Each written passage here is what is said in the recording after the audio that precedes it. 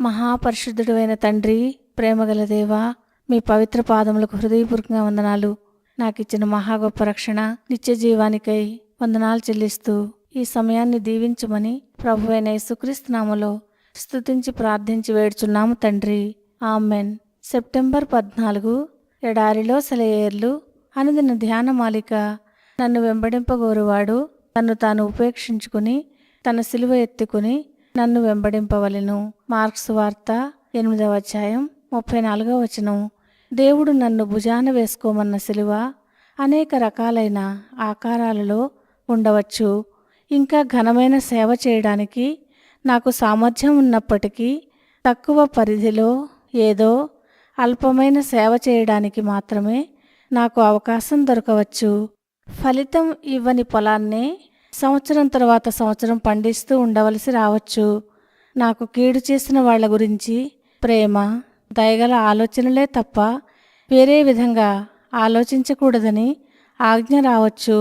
అలాంటి వాళ్లతో మృదువుగా మాట్లాడి వాళ్లకు సహాయం చేయవలసి రావచ్చు. దేవుని గురించి వినడం అసహ్యమైన వాళ్ళ దగ్గరే ఆయన మాటలు పదే పదే చెప్పవలసి రావచ్చు. సిలువలు చాలా రకాలు, అన్నీ అతి భారమైనవి. నా ఇష్టప్రకారమైతే వాటిల్లో దేన్ని ఎంచుకోను. కానీ నేను సిలువను ఎత్తుకుని సహనంతో సణుగుడు లేకుండా నా భుజం మీద దాన్ని మోసినప్పుడే యేసు నాకు సమీపంగా ఉంటాడు.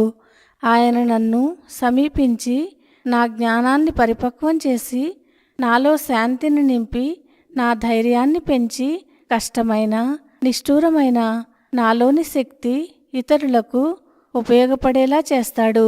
నీ సిలువ నీ చేతికర్రగా ఉపయోగపడేలా చేసుకో. నిన్ను భారంతో నేలకు అణగద్రొక్కే బరువుగా కాదు, సంతోషంగా నీ సిలువను మోసావంటే నిరాశ నిస్పృహల నుండి నీ తోటి వారిని విడిపించగలవు. దేవుడు ఈ మాటలను దీవించునుగాక. ఆమెన్.